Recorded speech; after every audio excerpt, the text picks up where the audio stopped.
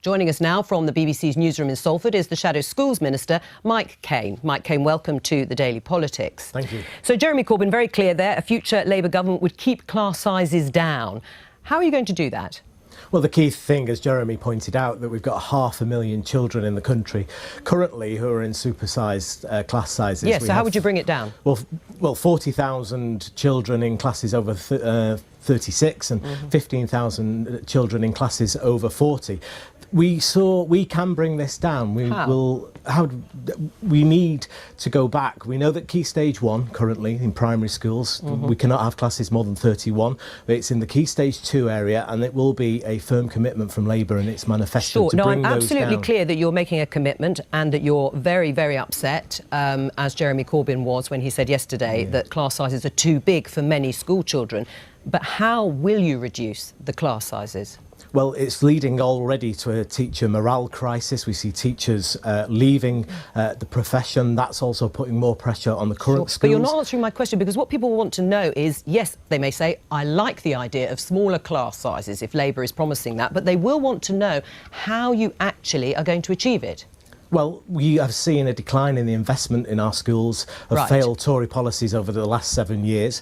We're going to see a £3 billion cut between now and 2020, which the Institute of Fiscal Studies have said is going to happen to our schools. That means in most secondary schools they're going to lose 6 teachers, and in most primary schools they're going to lose 3 teachers. So will you reverse those cuts? Will you reverse those cuts, which are real terms cuts, not cash cuts, because the government insists that cash terms is going up? Parents want to see their children taught in appropriate class sizes. We will make that investment, and that will be a commitment in our manifesto. Right. OK. So you are going to commit to giving the money to the schools budget that will mean they won't have to make those cuts of £3 billion by 2020. Well, Labour's already announced last week, as you know, Joe, that we are going to extend free school meals to all children in primary school. That's fully costed and fully funded. That's right, but this hasn't been costed, has it? Today, Jeremy and the Labour Party are committing to hard-working families across this country that we will not allow this drift upwards of class sizes in our education system. But you have costed that because you said, hang on, Mike, let me just stop you. Let's go stage by stage, because you've said quite clearly you're not going to allow those cuts to happen. Those cuts that the Institute of Fiscal Studies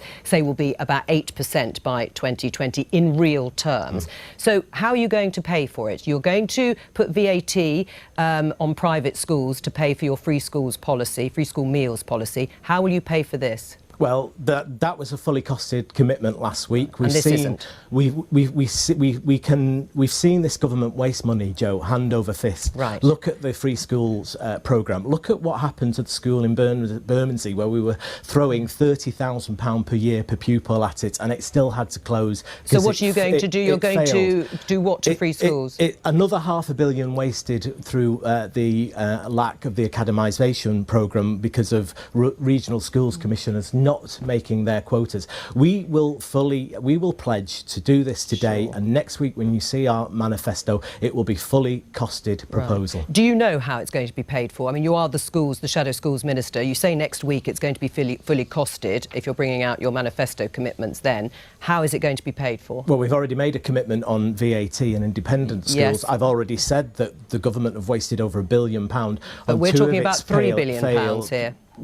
Well, I've just identified over £1.5 billion worth of that investment. You will see next week we have the evidence. We've got a number of major institutions lined up to back us in how we can do this pledge. And Labour's this isn't new. Labour's had to do this before. It was on our pledge card in '97. It was extraordinarily popular then when we introduced it. And we've seen now under 7 years of failure of this Tory government to invest, we've seen the problem come back, and the problem will grow and get worse. OK, so what would you like to see as the maximum limit on class sizes in Key Stage 2 and Key Stage 3? Well, I know as a former primary school teacher myself that when classes begin to rise past the 32, 33 mark, it puts extraordinary extra pressures on teachers. Sure, so what limit would you put on it? And also you can't drive up the standards. And we've seen the government have measured themselves against China and Finland and Sweden through the PISA standards, yet we are declining. I'm not disputing your evidence. I'm just asking what you'd like the limit to be.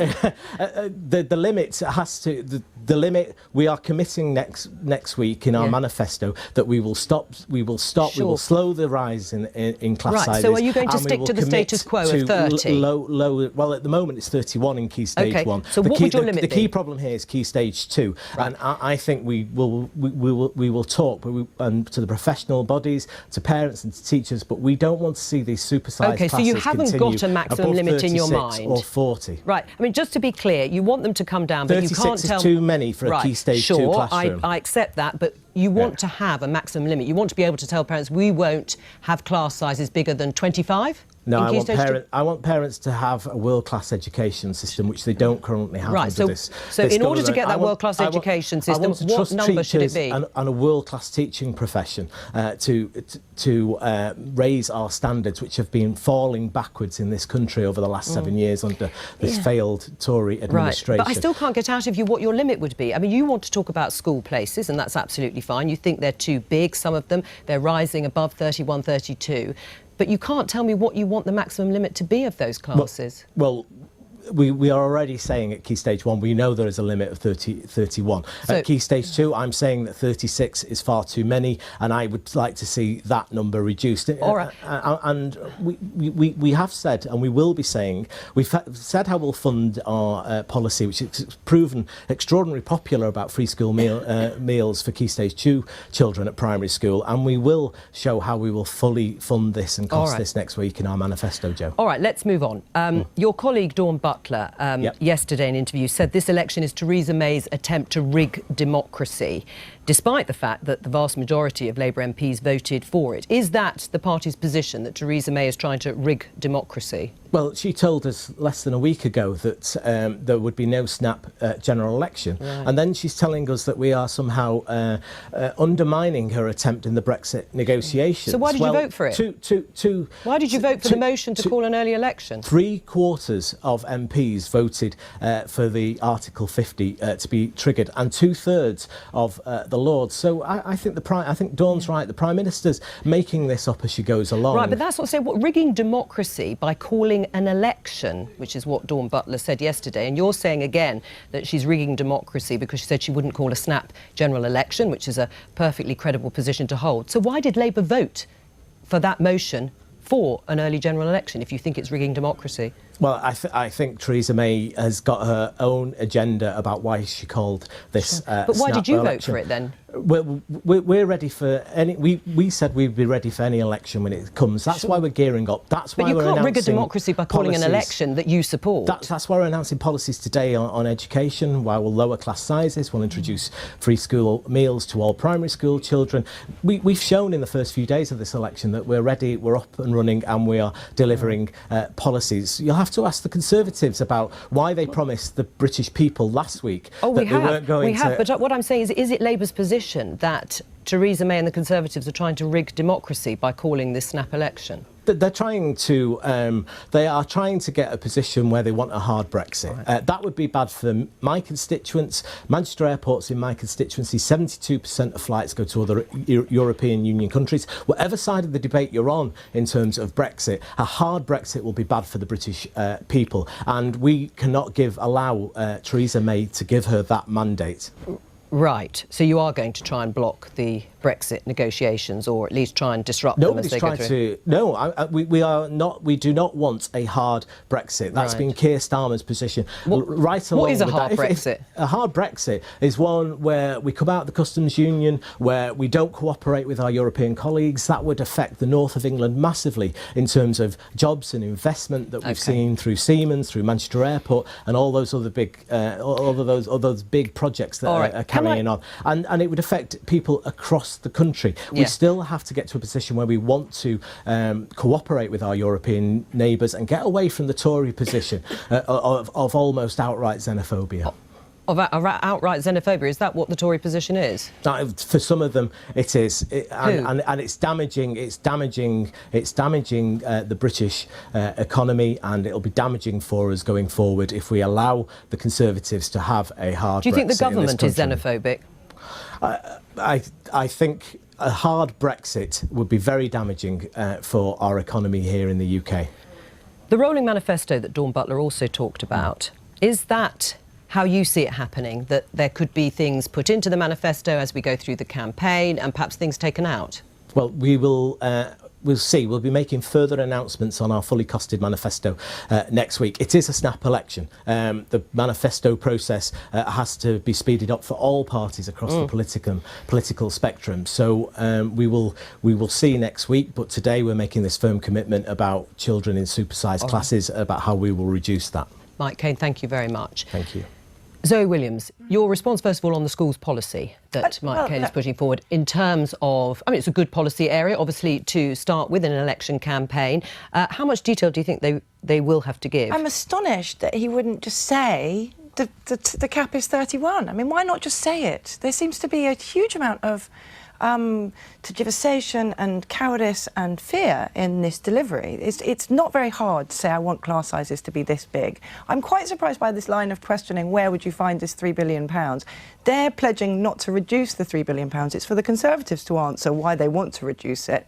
An opposition party shouldn't have to justify keeping the budget as it is and increasing it with although it wasn't clear whether it would be the status quo or go beyond what the status quo is. I think they're fairly clear that, I mean, I actually think the school budget should be extended because teachers were under unbearable pressure before. Right. Well, after Laura Parents, on that, do you agree? Should the budget be at least kept at the same, the school's budget till 2020, or in fact more money being put inside? Otherwise, class sizes, more of them, will grow. Well, I think we need to be very careful not to go for the supersized magical money tree, which is what Labour always reaches for when they want to... But on the class size, would you be happy with class sizes of 36? It's like a magical money tree thing. I think educating children is a pretty standard civilised business. Yes, I educate my own children. I have 3 children, and 2 of whom are at primary school, and they're not in supersized classes. So would you be unhappy if they were? What, you do that? Will I answer? Yeah. Would you be? But would you be unhappy if they were in big classes? Yes, of course I'd be unhappy, because educating children in big classes is harder than educating them in smaller classes. That's why so many senior Labour MPs send their children to private schools, a choice they would like to punish other people for. I don't think that's true. I think you're really just talking about Diane Abbott. So, and Keir Starmer, and I believe Jeremy Corbyn's son went to a grammar school. So we know that the Labour hierarchy. So we know that Labour hierarchy have a policy of do what I say, not as I do. So, but moving on in terms of the actual policy. If Labour are going to start proposing, budget-busting policies to buy votes from the electorate, then they must be costed. As you so fantastically showed, Joe, he doesn't have a clue where that money is coming from. He says he will next week. Well, OK, so let's see what they say next week. Education spending has, I think, increased in the last 10 years. The question is, are you using that money wisely? Not in cash. In cash terms, it may have increased, but of course. And the point is, there are a lot more pupils, and in real terms, the cut is going to be, according to the Institute of Fiscal Studies. Frankly, when you look at this, all the Conservative rhetoric and all the UKIP rhetoric, when you're talking about immigration, is look at this unbearable pressure on public services. But when somebody wants to actually talk about the pressure on public services, i.e. large class sizes, they're suddenly like, oh, well, you can't go to the magic money tree. No, Zoe, you can go to the magic money tree if it's costed. He came on here to give a policy that's uncosted, and he should be, he's been exposed for that. All right. That's his problem. Let's leave it there, because we'll have a lot more of that over the weeks to come. So yesterday we've had democracy calling an election is supposedly rigging the system, and Chuka Hamune on Twitter said that Theresa May wanted a dictatorship. You've just had the Shadow Education Secretary calling the Tory party xenophobic. Clive Lewis today called people who voted Conservative as uncaring. And will that play with the electorate? Libelled a corporation. She did apologise. She did apologise. Thousands of people. Well, get off the horse. So no. The horse is important because usually you're on the horse, Zoe. So I'm now on the horse. The issue with Labour is that they like insulting people, they like bullying people, and they like saying that if you don't vote for us, you're actually uncaring. But hang on, Laura Parents, what about Theresa May literally saying she had to call this election because she couldn't actually bear a bit of opposition? No. And that things have been difficult for her when clearly, as it was pointed out to her, there hadn't been any problem getting any of the legislation through on Brexit. No, she was saying that she called the election to get the best deal for Britain when it comes to Brexit negotiations, which is a perfectly reasonable thing to do. And the opposition is doing its job by scrutinising. Actually, I think her language is quite dangerous, because if you look at the way she talked about calling the election, it was the people are united. It's Westminster who isn't united.